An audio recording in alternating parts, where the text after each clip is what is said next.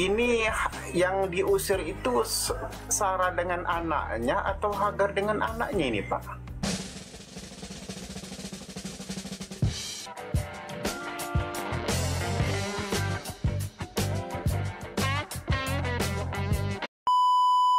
Si Abraham mengusir siapa itu ya, Hagar dengan Ismail kan. Nah yang jadi pertanyaan saya ini Pak, ini yang diusir itu Sarah dengan anaknya atau Hagar dengan anaknya ini Pak? Sebab yang saya diusir Hagar, baca dulu. Iya, coba baca sebab ini, yang diusir aku itu kasih kan tunjuk. anak.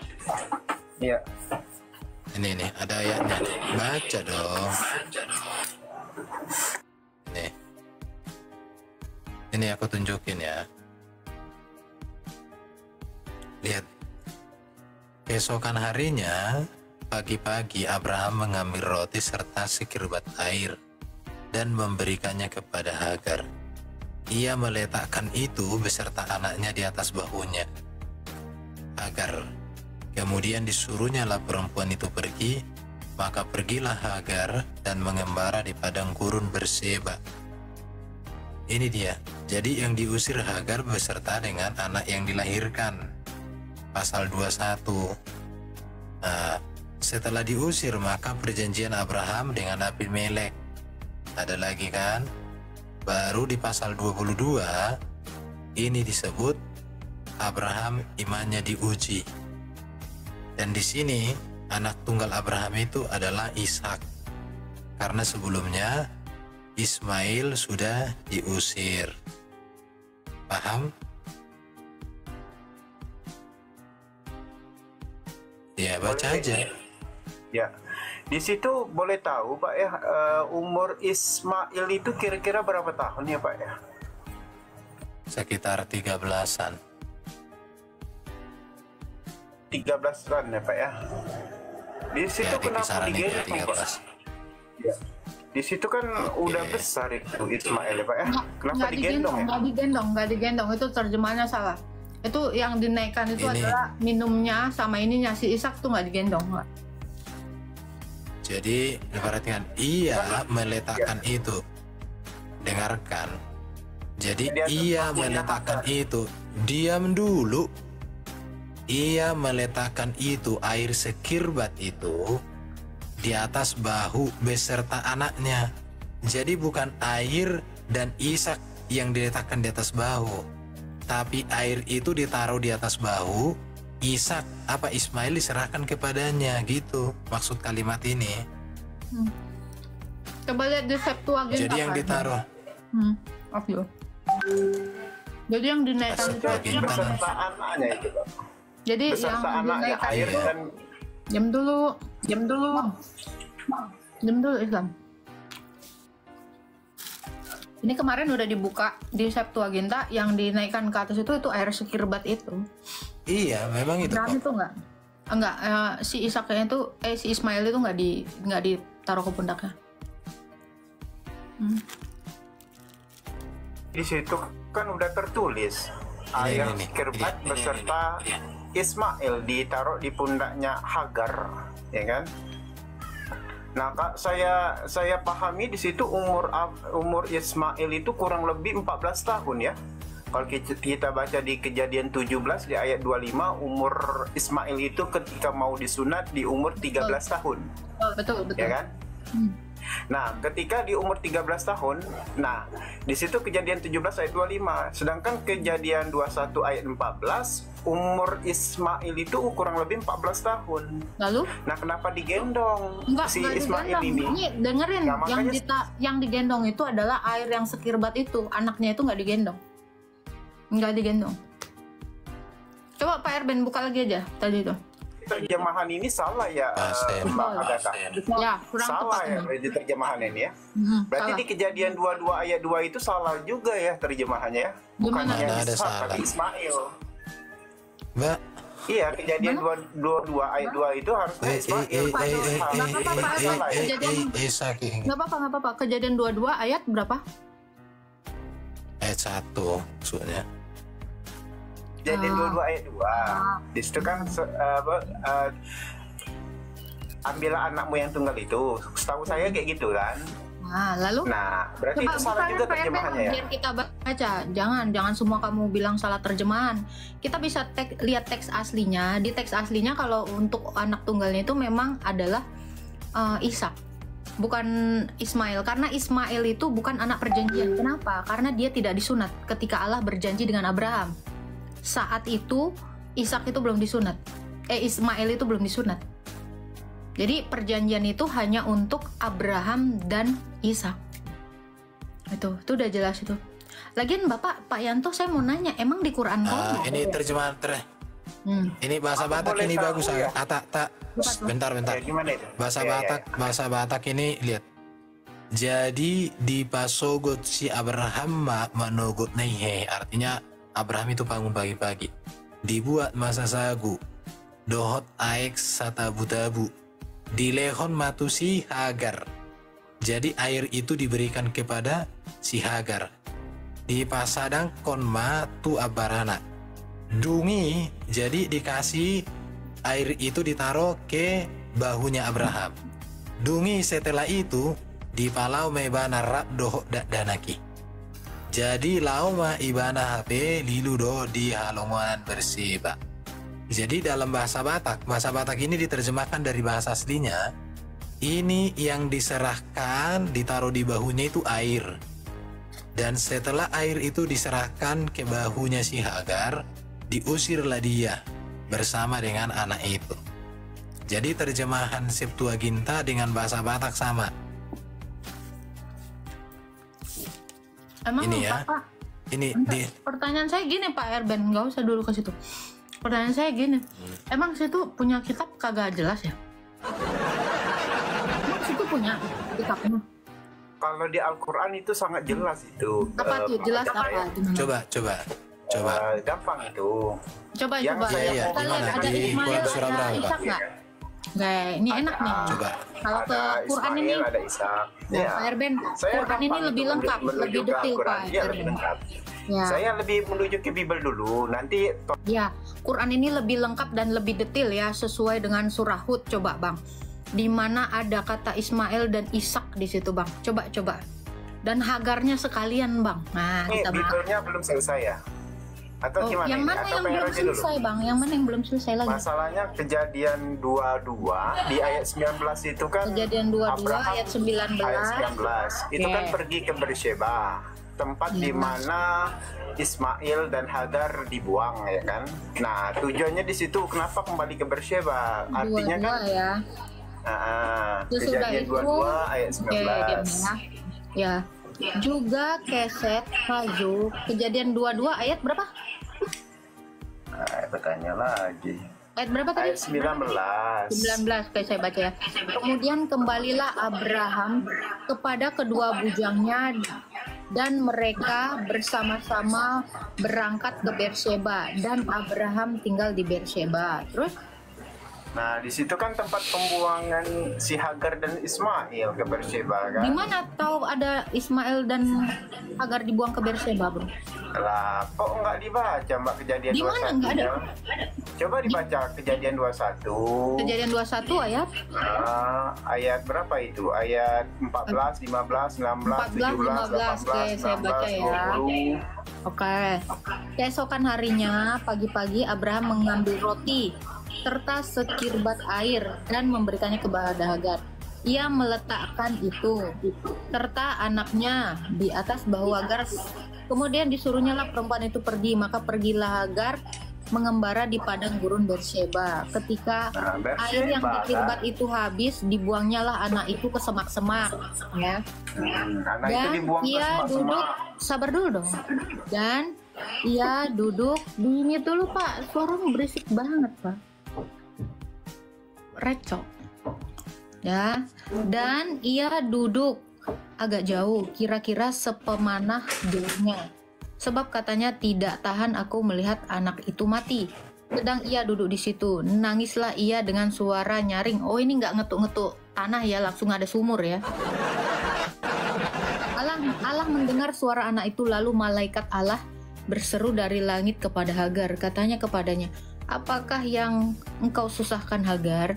Janganlah takut, sebab Allah telah mendengar suara anak itu dari tempat ia berbaring. Bangunlah dan angkatlah anakmu itu dan bimbinglah dia, sebab aku akan membuat dia menjadi bangsa yang besar. Lalu Allah membuka mata Hagar sehingga ia melihat sebuah sumur, nggak ada ngetok-ngetok kaki ya. Ia pergi mengisi kirbatnya dengan air, kemudian diberinya anak itu minum. Allah menyertai anak itu hingga bertambah besar. Ia menetap di padang gurun dan menjadi seorang pemanah. Maka tinggallah ia di padang gurun, dan ibunya mengambil seorang istri baginya dari tanah Mesir.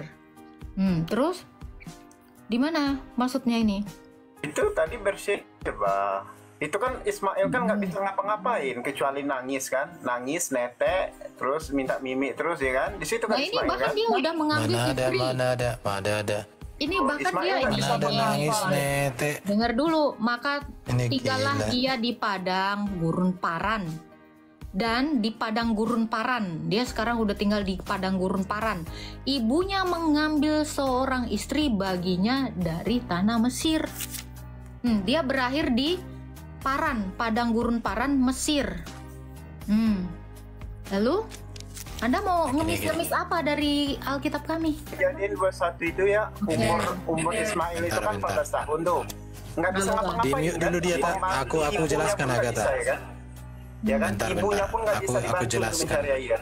Malah ibunya yang disusahin. Bentar Gak dulu. apa-apa, Pak Erben, biarin Pak Erben, biarin dia Di situ selesaikan kan dulu. Ismail menangis-nangis kayak anak balita 2 tahun nangis-nangis. Mana ada kayak anak balita nangis. Loh, di situ ibunya sendiri loh yang berusaha mencari air. Apa gawean anak seumur Ismail itu?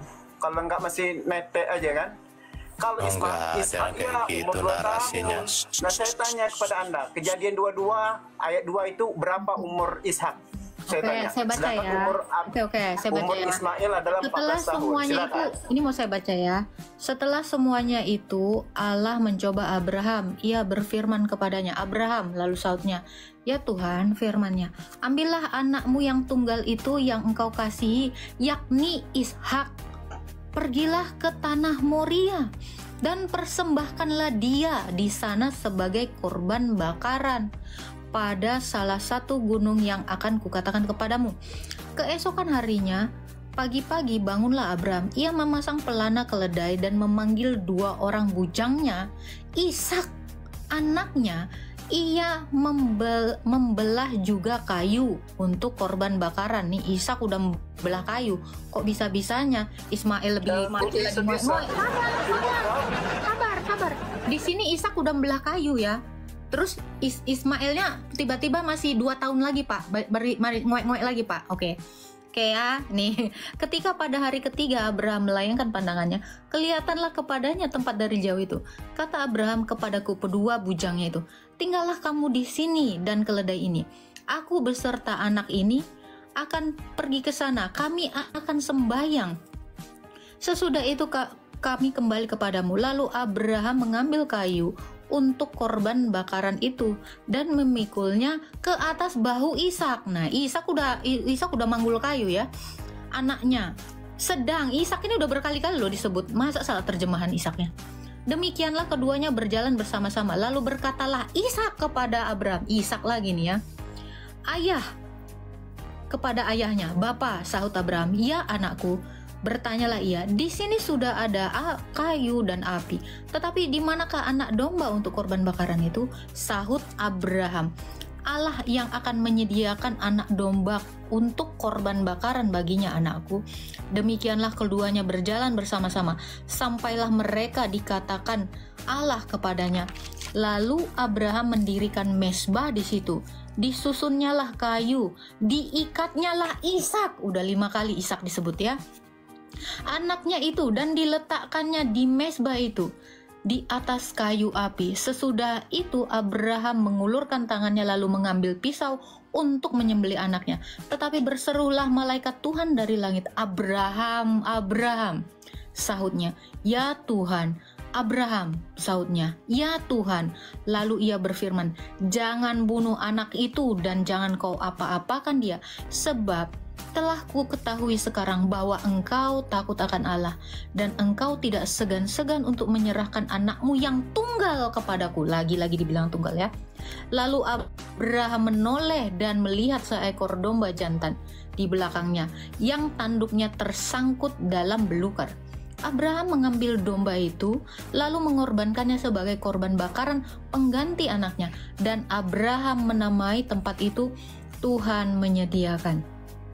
Sebab itu sampai sekarang dikatakan orang, di atas gunung Tuhan aku akan disediakan. Untuk kedua kalinya berserulah malaikat Tuhan itu kepada Abraham, katanya, aku bersumpah demi diriku sendiri, demikian firman Tuhan, karena engkau telah berbuat demikian dan engkau tidak segan-segan untuk menyerahkan anakmu yang tunggal kepadaku, lagi-lagi ya, maka aku akan memberkati engkau berlimpah-limpah dan membuat keturunanmu sangat banyak seperti bintang di langit, seperti pasir di tepi laut.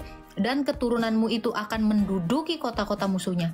Oleh keturunanmu lah semua bangsa bumi akan mendapatkan berkat, karena engkau mendengarkan firman-Ku. Kemudian kembalilah Abraham kepada kedua bujangnya itu, dan mereka bersama-sama berangkat ke Beersheba, dan Abraham tinggal di Beersheba. Itu gimana? Apa yang Anda mau tanyakan lagi? Ishak udah sampai banyak kali nih disebutkan. Mana tua Ismail lebih dari 6 lebih dari 7 kali kalau 6 kali ya. 6 kali. Ishak dengan Ismail. Tua mana? Tuaan Ismail dong. Oke, tua Ismail. Kenapa Ishak bisa mengangkat kayu sedangkan Ismail cuman duduk aja? Oke. Ismail, bentar Sini Pak saya Erben. jelaskan. Nggak apa-apa, biarkan saya. Ismail ketika dia masih kecil, ya bukan kecil ya, waktu diusirnya ini ya. Umur berapa Pak Erben ya? Jaraknya kalau kita lihat di sini ya. Ismail diusir usia 13 tahun. 13 tahun. 13 tahun. Ishak hendak dikorbankan itu usia 18 sampai 20. Sabar bro, sabar. Yanto, diam. Iya. Ya. Ishak waktu dikorbankan itu di usia 18 sampai 20 tahun. Oke. Jadi Di mana ayatnya, Pak Erben? dengar. Ishak. Ini kan tadi kan saya sudah selesaikan. Belum ada peristiwa pengorbanan. Ismail dan ibunya sudah diusir sampai besar, bahkan dikatakan di ayat 21. Maka tinggallah ia di padang gurun Paran di Mesir, dan ibunya mengambil seorang istri baginya. Ini udah kawin lagi cuy. Setelah kejadian itu baru Yang saya tanyakan Ishak, itu, sabar Yanto. Kalau cuman punya ayat 2 biji, jangan sok-sokan sama ayat orang. Lu kan nggak punya kitab ya. Lu kan Quran lu ya, mohon maaf ya, nggak ada isinya gitu loh ya. Nama Ismail, nama Hagar pun nggak ada ya, mohon maaf ya. Jadi jangan ngemis dari kitab saya. Situ kan nggak punya kitab, ya kan? Dengerin. Di sini kan sudah jelas sampai dewasa, bahkan sampai dia tinggal di kota Mesir, tanah Mesir nih. Udah diusir kan? Akhirnya tinggal di Mesir dan menetap di sana, dikatakan di sini. Sampai ada istrinya. Lalu setelah itu kejadiannya ketika umur Abraham sudah besar, udah bisa mukul kayu nih ya. Berarti Ishak udah lebih tua lagi ya Pak Erben ya, Ismail ya. Udah lebih dewasa lagi. Gitu. Nah, Ishak waktu dia mau dikorbankan itu usia 18 Saya bicara sebentar, boleh nggak? apalagi yang mau Jangan ditanyakan deh? di-mute lagi lah. Jangan kayak orang ketakutan gitu. Saya Oke, Anda mau nanya apa? Anda mau nanya apa? Silakan. Iya, di kejadian 21 ya kan, di ayat 14 sampai ayat 20 itu kan, itu Ismail udah berumur kurang lebih 15 tahun. Nah, kenapa digendong? Lalu kenapa pula Nggak ada digendong, ibunya yang nggak ada digendong. mencari? Tadi ini udah Di dijelasin, situ nggak digendong. tertulis loh. Di situ Nggak, tertulis. ini salah, tadi udah dibilang ini salah terjemahan. Salah Terus apa? Salah terjemahan kan? Jadi Anda jangan kayak gitu, jangan salah terjemahan. Ketika saya mengatakan di kejadian 22 ayat 2 itu salah terjemahan, gimana itu? di ayat Kalau saya 22 yang katakan mana itu. bro? Yang ayat 22? Kejadian 22 ayat 2 itu salah Ayat terjemahan. 2 Gimana salah itu? terjemahan, oke. Nah, Yang ayat 6-nya juga Anda salah terima terjemahan. Soalnya ayat Anda tadi 6-nya juga mengatakan Isa. kejadian 21 ayat 14 itu salah terjemahan. Bentar. Kejadian 22 ayat 2, yang mana yang salah terjemahan? Nggak ada yang salah terjemahan dibilang di sini. Loh, saya memahami itu salah terjemahan. Di Yang situ mana yang harusnya- salah? Oke. terjemahan dari teks aslinya Harusnya boleh itu dong si tunjukin. Ismail.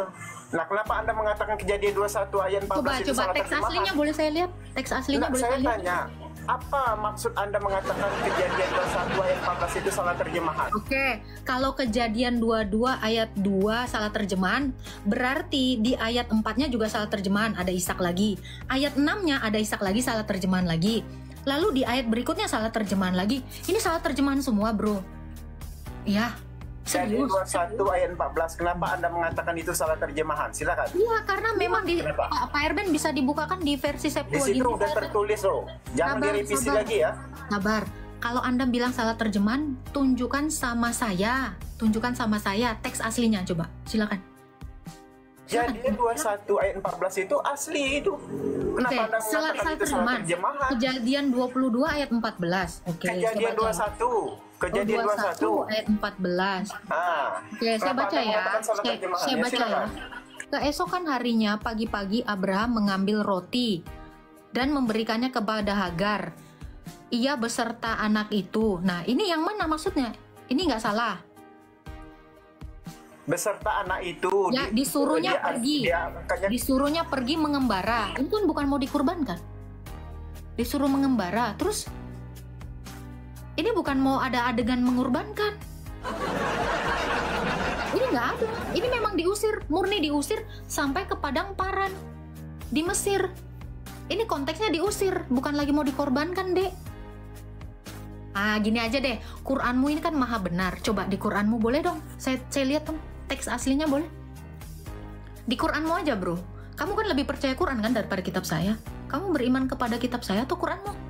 Coba tunjukkan yang mana salah terjemahan. Pak Erben bisa carikan Septuaginta, Pak Erben? Ini coba dibaca lagi Mbak Agatha, kejadian Gini bro, nih ayat saya 18. besarkan.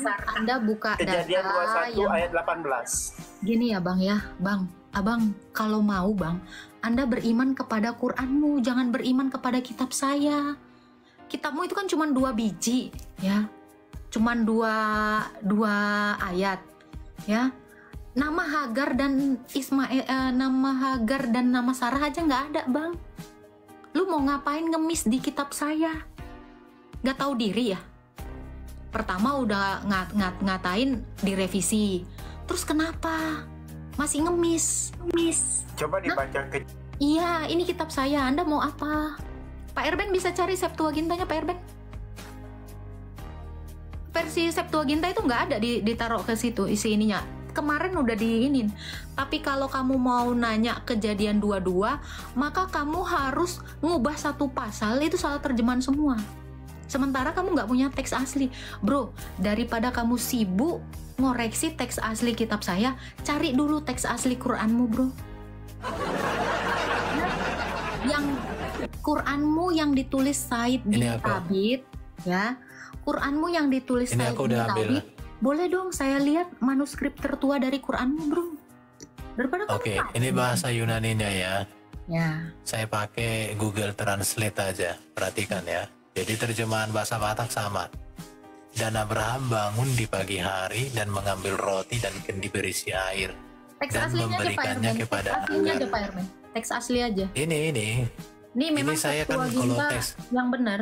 ini teks Septuaginta, cuma kan kita kan nggak ngerti Yunani toh. Oke, terjemahin. Bisa baca ini, tapi saya translate gini.